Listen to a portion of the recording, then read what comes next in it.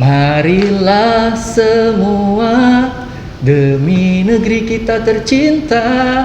Kalau bukan kita lalu siapa? Program pengungkapan sukarela, gotong royong adil dan setara. Selamat pagi, salam sehat kawan pajak semua. Senang sekali saya Agus, penyuluh di KPP Madya 2 Jakarta Timur. Pada pagi hari ini akan menemani kawan pajak sekalian. Kali ini dalam acara siniar atau podcast perpajakan edisi program pengungkapan sukarela. Oke. Sama seperti sebelumnya, saya tidak akan sendirian. Saya ditemani oleh dua rekan saya, sama-sama dari KPP Madu Jati, Madya 2 Jakarta Timur. Yang pada kali ini saya ditemani oleh yang pertama Bapak Suprianto. Selamat pagi kawan pajak. Oke. Dan yang kedua adalah Bapak Rusli Zulfika. Pagi kawan pajak. Nah, kita tidak akan meragukan bahwa beliau berdua adalah sama-sama fungsional penyuluh di KPP Madya 2 Jakarta Timur ini. Nah, seperti jingle PPS yang tadi kita sampaikan bahwa untuk pada kesempatan bulan Juni tahun 2022 ini kita akan menyajikan siniar atau podcast dengan tema program pengungkapan sukarela. Nah, tanpa memperpanjang waktu lagi, kita akan coba menanyakan kepada narasumber kita, Pak Supri. Jadi bulan Juni ini ya Pak ya? Iya. Ini adalah bulan terakhir kesempatan wajib pajak Bapak Ibu kawan pajak semua untuk mengikuti program PPS Pak Supri. Betul. Nah, mungkin di antara kawan pajak sekalian ini ada yang belum tahu Pak Supri, PPS itu apa? Ya. Bagaimana? Ya. Kenapa? Dan 5W1H yang lain. Nah, sederhana saja Pak Supri. Kira-kira menurut definisi Pak Supri, PPS itu apa ya? Jadi baik-baik Mas Agus. Jadi gini kawan pajak. Yang pertama adalah kita tarik dulu dasar hukum Mas Agus. Jadi kita ngomongnya agak ini dikit lah ya. Oh iya. Karena apa-apa yang kita lakukan di Direktorat Jenderal Pajak ada dasar hukumnya. Jadi program pengungkapan sukarela ini atau disingkat PPS adalah dasar hukumnya adalah Undang-Undang HPP Mas Agus. Undang-Undang Nomor 7 tahun 2021. Nah, itu dasar hukum PPS. Terus setelah itu ada turun aturan pelaksanaannya itu PMK 196. Nah, berdasarkan Undang-Undang dan PMK itu, PPS itu atau program pengungkapan sukarela adalah pemberian kesempatan kepada wajib pajak. Jadi kesempatan nih, itunya kesempatan Mas Agus. Keywordnya kesempatan ya. Pemberian kesempatan kepada siapa? Kepada wajib pajak. Untuk apa sih? Untuk melaporkan atau mengungkapkan kewajiban-kewajiban perpajakan yang belum dipenuhi. Nah, dengan cara apa? Dengan pembayaran PPh yang dasarnya adalah pengungkapan harta. Dengan dasar pengungkapan harta. Jadi kalau yang pertama tadi kesempatan, kita lihat kesempatan nih Mas Agus. Kesempatan ini kan biasanya kalau kesempatan itu waktunya apa? Ada keuntungan di situ. Keuntungannya apa sih? Gitu ya Mas Agus. Keuntungannya apa? Nah, biasanya kalau kesempatan, kalau saya analoginya gini Mas Agus. Biasanya saya ini senang benar nih kalau misalnya ada barang diskon, ini kesempatan kan? Tapi diskon itu nggak lama tuh kan biasanya kan. Nah, ini kayak gitu Mas Agus.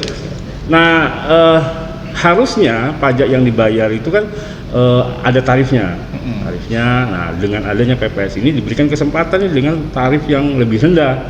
Nah, ini kesempatan. Makanya kesempatan ini kita mengharapkan kepada para wajib pajak, kawan-kawan pajak sekalian untuk bisalah memanfaatkan ini bersama kesempatan yang tidak lama, kesempatan cuma 6 bulan dan sudah 5 bulan berlangsung nih, 5 bulan lebih nih, nggak kerasa ternyata gitu ya. Betul. Dan jujur perlu kita sampaikan bahwa DJP sudah melakukan sosialisasi tentang atau edukasi tentang program pengungkapan sukarela sejak awal tahun, malah sebelumnya sudah di Undang-Undang HPP itu sudah disinggung kan gitu, karena memang program pengungkapan sukarela ini adalah salah satu amanat dari Undang-Undang Harmonisasi Perpajakan. Betul. Gitu ya, salah satunya adalah itu Mas Agus. Jadi intinya adalah program pengungkapan sukarela itu adalah pemberian kesempatan kepada wajib pajak untuk melaporkan atau mengungkapkan kewajiban perpajakan yang belum dipenuhi dengan cara pembayaran PPh.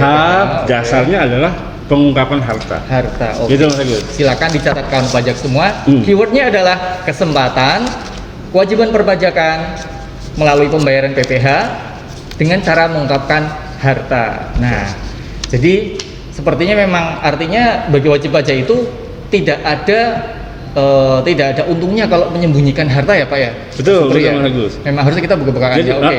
jadi gini Mas Agus. Jadi apa yang melatar belakangi ininya PPS itu adanya aturan program pengurangan sukarela karena memang ada latar belakang yang Mas Agus. Oh, ini dia. Gitu, Oke, ya. jadi Gitu, kita gitu. masuk ke W yang kedua, yaitu adalah why. Why, Kan? Nah, gitu ya. why Pak Supri? Kenapa ada PPS ini? Coba Gitu ya. mungkin bisa diterangkan kawan sahabat biar bisa memahami. Jadi gini, kita tarik mundur ke belakang di era tahun 2016-2017. Jadi pada tahun 2016-2017 akhir tahun itu ada namanya program tax amnesty. Betul sekali ya. Tax amnesty itu kalau bicara itunya adalah dalam rangka meletakkan kerangka perpajakan yang kuat lah Mas Agus, basis data pajak yang lebih luas gitu loh Mas Agus ya, kalau bahasa itunya lah gitu ya. Nah akhirnya tax amnesty adalah dulu itu konsepnya adalah sudahlah bahasa gampangnya, dulu dapat duit dari mana, silahkan aja akuin hartanya, bayar sekian gitu kan. Sudah habis itu tidak dilakukan pemeriksaan, begitu konsepnya kan kayak gitu Mas Agus. Nah setelah era itu nah, pemerintah menerbitkan aturan-aturan Mas Agus. Ada undang-undang tax amnesty sebelumnya, terus ada PMK 165, ada lagi tentang bahwa kalau wajib pajak itu dulunya ikut tax amnesty tapi tidak semua harta yang itu tidak dilaporkan, tidak diungkapkan, itu sanksinya lumayan Mas Agus gitu ya. Betul. Dan setelah itu kita DJP itu banyak dapat data dari lembaga-lembaga keuangan, memang itu amanah dari undang-undang kan gitu ya Mas Agus, baik dari dalam negeri, dari luar negeri. Jadi itu dalam dan luar negeri ya Pak. Dalam dan luar negeri Mas Agus. Jadi memang untuk saat ini DJP ini kita dapat data itu luas, betul, berbobot dan valid ya Pak ya. Betul Mas Agus. Jadi kita punya banyak data dan setelah dibanding-bandingkan oleh tim itu ternyata banyak wajib pajak yang dulunya ikut tax amnesty ternyata masih ada loh data harta yang belum full declare. Belum belum Iya. di-declare. Makanya tapi karena konsep kita adalah tetap amanah dari undang-undang itu adalah tetap ada pengungkapan itu secara sukarela di situ, makanya dicobalah program ini untuk menawarkan kembali kepada wajib pajak yuk yang dulunya belum, bahasa itu Mas Agus. Iya.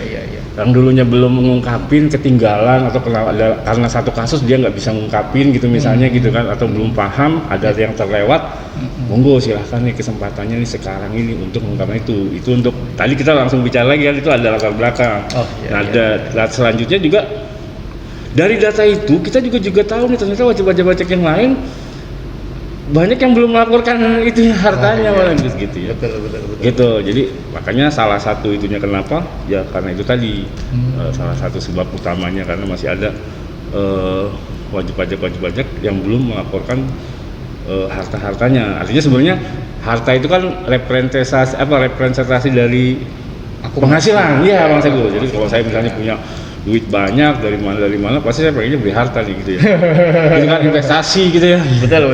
Nah, makanya dari situlah kita biasanya itu dibandingkan dengan data-data SPT ternyata masih ada nih. Gitu. Makanya dicoba supaya wajib pajak mengungkapkan itu secara sukarela.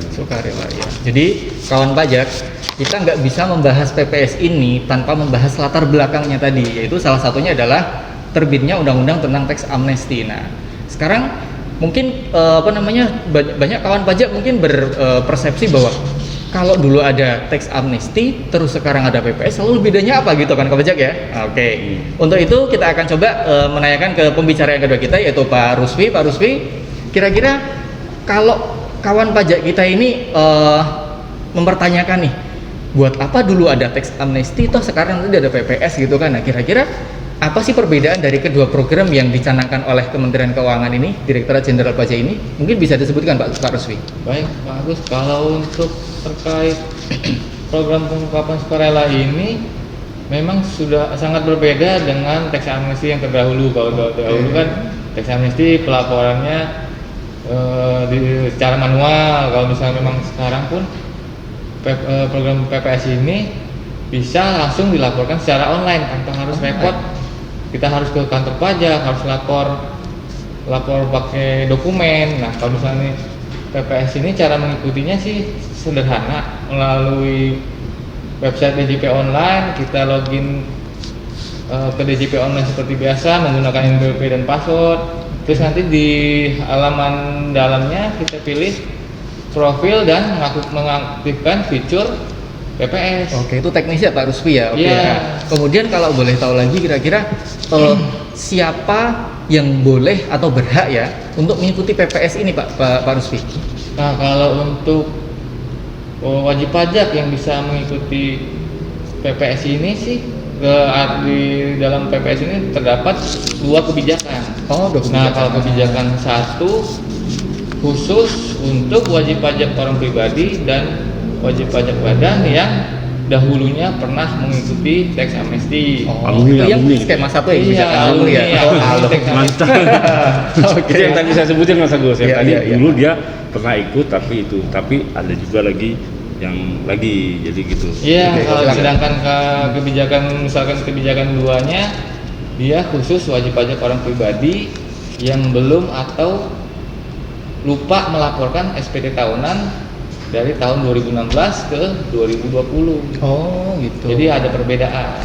Catat kawan pajak, ada 2 skema pada tax amnesty ini. Yang pertama adalah bagi wajib pajak yang merupakan alumni program TA tahun 2016, dan yang kedua adalah skema yang kedua khusus bagi orang pribadi gitu kan ya, yang bukan merupakan alumni tax amnesty. Itu pun tadi kalau nggak salah periodenya berbeda ya Pak Rusfi ya.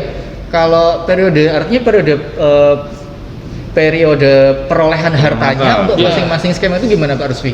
Kalau untuk skema harta yang dilaporkan pada kebijakan 1 terkait wajib pajak yang sudah dulunya alumni dari tax amnesty, dia bisa melaporkan harta yang dimiliki dari tanggal 1 Januari 1985 Oke. hingga 31 Desember 2015. Nah, sedangkan kalau misalnya memang dalam kebijakan 2 itu hanya bagi wajib pajak orang pribadi yang memiliki harta dari 1 Januari 2016 hingga 31 Desember 2020. Oke. Gitu. Jadi memang treatmentnya sih berbeda antara 2 kebijakan ini. Oke, jadi kawan pajak, untuk masing-masing skema dalam hal kawan pajak akan berencana mengikuti PPS ini, silakan diperhatikan lagi. Yang pertama adalah status kawan pajak sendiri, apakah orang pribadi atau badan, dan yang kedua adalah apakah mengikuti atau tidak, serta yang ketiga adalah kapan harta tersebut diperoleh. Nah, gitu kan ya, karena ini nanti akan mempengaruhi skema atau jenis kebijakan yang kawan pajak akan ikuti. Betul. Nah, salah satu dampaknya adalah untuk 2 kebijakan ini apakah katakan benefit atau keuntungan bagi wajib pajaknya sama atau berbeda gitu mungkin Pak Supri? Jadi gini Mas Agus, tadi saya bilang kesempatan itu itunya sama keuntungan Mas Agus. Iya. Kesempatan itu inline-nya dia sama keuntungan. Ada kesempatan Iya. berarti ada keuntungan yang bisa kita ambil di situ. Peroleh di situ, Gitu iya. ya. Terus waktunya juga pasti terbatas. Nah, salah satu keuntungannya adalah wajib pajak itu tidak akan membayar pajak sesuai dengan tarif yang berlaku umum. Oh gitu. Gitu Mas Agus ya. Tarifnya nggak berlaku umum, artinya tarif umum misalnya PPh badan 25%. Ya. Gitu ya. Ya. Nah, dengan ikut ini dia nggak membayar tarif yang 25%, nggak juga bayar sanksinya kalau dia bayar terlambat gitu Mas Agus. Nah, tarifnya itu ada 11%, kalau dia hartanya yang dari luar negeri ada 8%, kemudian yang dia hanya deklarasi saja bisa lebih rendah lagi Mas Agus, bisa cuma 6% kalau harta itu diinvestasikan gitu ya. Oke. Investasi dengan investasi instrumen-instrumen investasi yang tentunya terbatas gitu ya. Ada surat berharga negara yang juga nanti akan khusus gitu ya. Ada hilirisasi sumber daya sama sumber daya yang terbarukan kayak gitulah Mas Agus. Nah, itu tadi itu apalagi yang orang pribadi Mas Agus. Gitu ya. Ya. Orang pribadi itu lebih itu lagi tuh. Maksudnya gini loh. Apabila wajib pajak misalnya bayar pajak secara tarif yang umum yang berlaku umum itu maksimal kan dia 30% maksimal. Kita ambil maksimal karena biasanya harta yang kita punya tuh yang nilainya pasti di atas 500 juta ke atas Mas Agus, 1 Betul. miliar itulah ada, Iya, iya. saham, ada properti, ada apa gitu kan. Dan itu bisa dipastikan itu nilai pajak yang mesti dibayar itu 30% Mas Agus. Karena dia ada di tarif lapisan tertinggi. Tertinggi, oh gitu. iya, Nah, iya. dengan dia ikut KPS ini, dia dapat keuntungan bayar pajaknya diskon. Diskon tarif ya, Gitu. oke. Cuma, kalau itu kan cuma berapa? 14% Yep. kalau dia hartanya ada di dalam negeri, jadi declare dia di dalam negeri gitu. Atau kalau mau diinvestasi lebih murah lagi. Intinya gitu ya bos. Jadi salah satu keuntungannya adalah bayar pajak lebih murah, Tarifnya lebih murah. gitu. ya. Jadi silahkan dimanfaatkan nih dengan waktu yang tinggal nggak sampai sebulan lagi. Oh gitu. iya iya Gitu. iya, oke.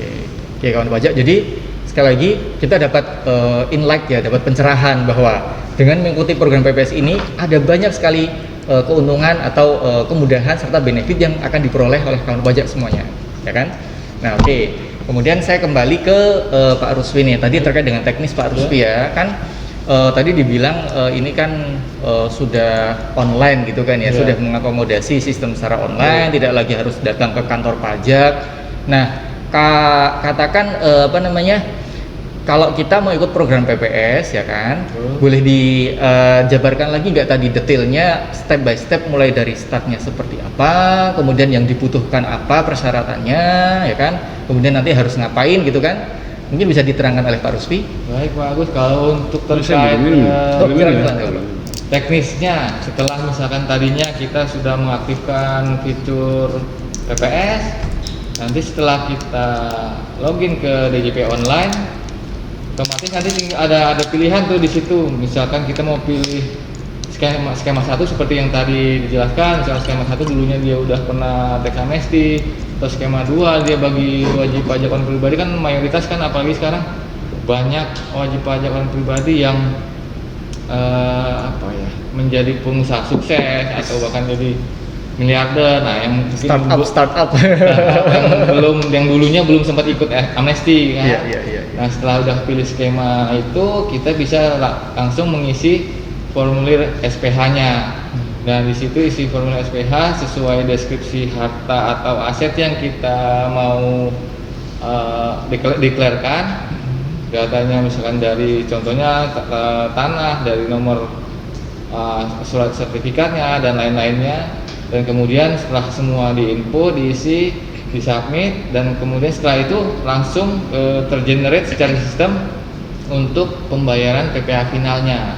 Oke. Nah, setelah kita setorkan PPh final tadi ke bank, setelah udah mendapatkan nomor NTPN dari bank, kita bisa melengkapi dan mengirim data SPH-nya secara online di DJP online tadi kan.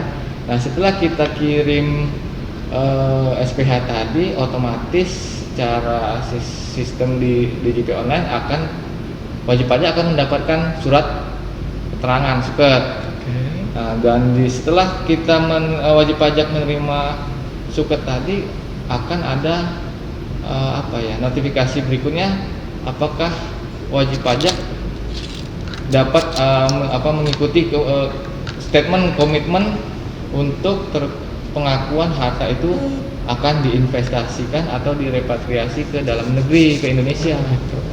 Nah, mungkin secara teknisnya sih lebih simple dan lebih ringan kalau wajib pajak ingin mengikuti program PPS ini Dibandingkan tahun 2016 ya. Jadi- Saya ingat betul itu Pak Ruswi, dulu saya masih di Jakarta Barat itu yang namanya tax amnesty itu, apalagi kalau nggak salah dulu tax amnesty kan dibagi menjadi 3 tahap, di mana Ya. masing-masing tahap tarifnya beda. Nah, Beda-beda. biasanya mendekati akhir dari tiap tahap itu antriannya ke SPT tahunan Pak Zulfi. Nah, artinya kalau dulu kan belum mengakomodasi secara online ya Bapak Ibu ya, artinya Iya. Bapak Ibu harus membawa dokumen, Betul. harus membawa flash disk, kemudian juga nanti di sana akan dicek lagi kelengkapannya. Nah, kalau sekarang mungkin sudah meminimalisir hal-hal yang sifatnya katakan penelitian atau pemeriksaan gitu ya Pak Rusfi ya. Jadi mungkin oh iya tadi terkait dengan tarif, apakah WP-nya itu harus ngitung sendiri atau bagaimana Pak Rusfi? Nah, kalau terkait tarif itu kita serahkan kepada wajib Sistemnya pajak ada? langsung. Iya. Sistemnya ada? Oke. Iya, sistemnya ada. Apakah memang wajib pajak mau mengakui mau mendeklarasikan atau investasikan asetnya di Indonesia ataupun tidak, itu nanti akan tergenerate secara sistem untuk Sudah sistemnya, wes canggih sekali. Karena memang sekali lagi kita tahu bahwa DJB ini akan selalu berusaha berkomitmen untuk memperbaiki serta menyempurnakan sistem yang ada, Bapak Ibu. Nah, jadi ini juga Mas Agus. ya, nih, gimana Pak Supri? Jadi sekarang itu kan eranya memang era medsos gitu. Ya. Jadi kita himbau juga kepada wajib pajak untuk tidak tidak malas-malas untuk lihat-lihat di medsos nih Mas. Iya. Karena banyak sih di Direktorat Pajak sendiri sudah kalau bisa dilihat di akun YouTube kita sudah mengeluarkan tutorial Mas Agus. Oke. Tutorial tentang bagaimana sih cara mengikuti PPS ini gitu ya secara online. Tadi seperti yang dijelaskan Mas Lutfi itu step-stepnya gitu kan. Nah, kalau masih ada yang misalnya ada banyak lah video tentang itu ya, bisa juga, tapi kita kalau memang wajib pajak ngerasa masih belum puas juga, masih ingin nanya juga, monggo silahkan, kita welcome, monggo silahkan datang kita bisa telepon ke kantor pajak gitu kan. Kalau yang terdaftar di KPP Madya 2 silahkan bisa menghubungi AR-nya, bisa menghubungi kita penyuluh perpajakan, bisa kita janji temu datang apa, karena kita juga buka loket helpdesk tentang PPS ini. Ada loket khususnya Pak? Iya, gitu. Jadi silahkan. Jadi kita pokoknya kita bantu. Kalau pajak ingin mengikuti program ini, kita bantu semaksimal mungkin dalam rangka submitnya ataunya kalau memang tidak masih ragu-ragu, takut salah, takut apa gitu kan, monggo silakan. Kita full support ya Pak Betul, Supri, betul, full betul. support bagi wajib pajak yang memang akan mengikuti PPS ini. Kita membuka pintu, membuka akses dari manapun ya kan, kapanpun sepanjang memang sesuai dengan penugasan di kantor, Bapak Ibu silahkan. Kalaupun misalkan suatu saat di tempat publik nih, misalkan Bapak Ibu jalan-jalan kemana ke mall, ternyata di situ ada sudut pojok pajak terkait PPS, silakan main ke situ, tanya-tanya, kita akan melayani dengan sepenuh hati. Jadi kalau bahasa ininya Mas Agus harusnya sudah tidak ada alasan lagi. Oh, saya tidak tahu Pak, gini-gini tidak. Saya tidak tahu PPS. Saya jadi gini, saya boleh cerita. Kemarin saya sempat juga ketemu sama ada wajib pajak yang helpdesk gitu ya. Kebetulan bukan BP yang terdaftar di kita.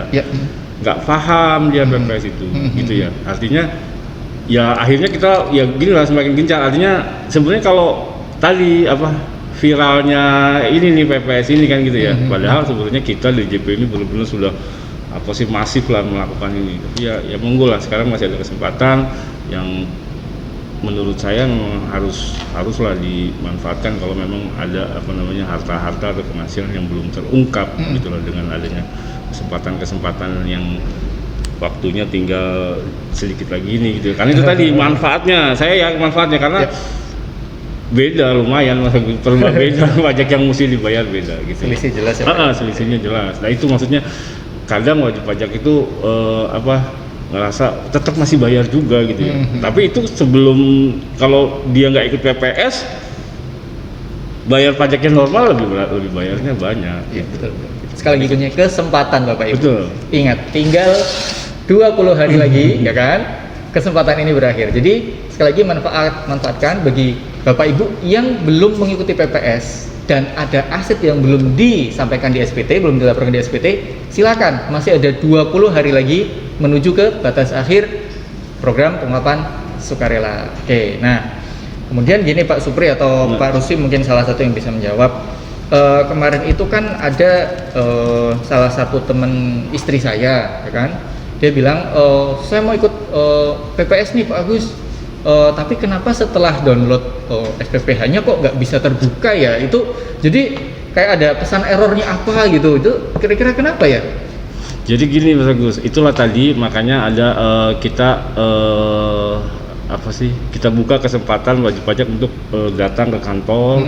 Terus kalau memang step-stepnya masih ternyata dilakuin terjadi seperti itu, kadang-kadang biasanya praktek di lapangan itu sangat terkait. Kalau ini kan online nih Mas Agus, ini online dia menggunakan perangkat komputer, PC atau laptop. Kadang standarisasi PC yang ada misalnya di si A sama si B itu beda Mas Agus. Gitu. Nah kalau terkait tadi formulir, itu harus terinstall di aplikasinya karena ini bentuknya e-form, sama seperti lapor SPT tahunan. Iya. Dia harus di-download tuh formulirnya. Gitu. Kadang di PC-nya dia tidak ada aplikasi. Nah, e-formnya ini dibuka ada di aplikasi Ado. Adobe yang versi yang 32 bit. Oke. Gitu Mas Agus. Kadang di komputernya dia tidak, justru malah nggak ada nih aplikasi Adobe-nya. Atau ada tapi versinya beda gitu. Nah itu makanya dia tidak bisa terbuka. Nah hal-hal seperti itu silahkan ditanyakan gitu. Silahkan datang ke sini atau tanya by phone atau by chat by WA. Silahkan. Jadi kita full support tadi seperti Mas Agus, kita akan full support dalam rangka membantu wajib pajak untuk mengikuti program pengungkapan sukarela ini. Gitu. Oke, jadi mungkin tadi kalau misalkan memang hal-hal yang sifatnya teknis ya itu mungkin karena memang kita tahu juga bahwa memang wajib pajak mungkin tidak semuanya bisa menyamakan persepsi gitu kan. Artinya mungkin bisa datang kantor pajak untuk konsultasi. Jadi yang penting Bapak Ibu silakan yang pertama siapkan dulu aset apa yang belum dideklarasikan, inventarisir ya kan. Selebihnya serahkan kepada tim di KPP atau kita tim penyuluh yang nanti akan memandu Bapak Ibu misalkan dalam hal teknis ada kesulitan, kebuntuan gitu. Betul. Sip, oke lah. Jadi kemudian pertanyaan lagi nih, ini berarti kan untuk program PPS ini tinggal 20 hari lagi nih Pak ya? Betul. Sampai 30 Juni. Nah, lapor secara online, betul kan ya? Betul. Itu apakah cuma di jam kerja saja atau katakan misalkan kita cuma ada waktunya malam hari ini buat itu kira-kira gimana Pak? Bisa nggak kita lapor PPS itu katakan di luar jam kerja atau katakan misalkan masih ada hari libur nggak ya? Saya nggak tahu. Misalkan di hari Sabtu Minggu bisa Pak Supri? Ya betul. Itulah salah satu yang tadi membedakan tax amnesty dengan ini. Oke. Gitu ya. Tax amnesty artinya dilaporkan dengan datang ke kantor pajak bawa dokumen yang banyak. Nah, terus harinya juga mungkin di waktu-waktu tertentu aja. Kalau di full Mas Agus, 7 hari 24 jam satu hari, 7 hari dalam seminggu full sampai dengan 30 Juni. Tapi ada catatan waktu Indonesia bagian barat Mas Agus. Oh, WIB. Iya. Jadi udah itu, jadi jangan yang saya nih yang dari Indonesia bagian tengah, bagian timur, di sana jam 12, di sini kan itu gitu. Seperti itu gitu. Waktunya jadi jam 12 server WIB ya. Servernya WIB. Iya. Jadi sekali lagi kita berusaha mengedukasi kawan pajak semua gitu kan ya. Memang sih kadang kita save the best for the last ya, tetapi kayaknya kalau terkait dengan urusan perpajakan janganlah mengakhirkan gitu kan. Jangan mengakhirkan, apalagi kalau misalkan nanti mendekati jatuh tempo tanggal 30 itu mungkin akan sedikit riskan ya Pak Supri. Betul. Jadi coba diinventarisir sekarang ya kan. Kemudian kalau misalnya ada yang kekurangan jelasan, datang ke kantor pajak ya kan, konsultasi, segera submit dan ikuti PPS saat ini juga. Jangan pakai nanti gitu ya. Oke. Nah, kemudian boleh tanya lagi gak nih kalau misalkan terkait dengan PPS ini aset yang aset yang dideklarasikan itu kan macam-macam ya Pak ya. Ada batasannya nggak Pak, nilai atau apa gitu, cara kita nanti mencantumkannya itu ada nggak batasannya Pak? Nggak ada lah Mas Agus. Nggak ada ya. Nggak ada gini, artinya gini. Paling hanya patokan nih. Patokan gimana Pak? Misalnya contoh misalnya harga tanah bangunan gitu kan, itu saham dan itu ada patokannya. Artinya apa? Semua biasanya patokannya sesuai yang dihitungkan sama pemerintah. Misalnya kayak harga tanah dan bangunan, berarti harga yang dikeluarkan oleh pemerintah gitu, gitu, kendaraan, kayak gitu. Pokoknya semua nilai-nilai yang diakui itunya juga gitu. Terus gini juga Mas Agus, ini penting juga nih. Gimana Pak? Jadi dulu itu waktu zaman tax amnesty, banyak wajib pajak yang merasa itu bukan harta dia, belum menjadi harta karena belum lunas masih hutang. Padahal konsep perpajakan, konsep akuntansi kan itu sudah jadi harta. Gitu ya. Hanya saja nilainya ada utangnya. Nah, itulah yang tadi saya bilang yang tertinggal itu salah satunya karena itu Mas Agus. Dulu dia belum mengakui itu sebagai hartanya karena dulu masih hutang katanya.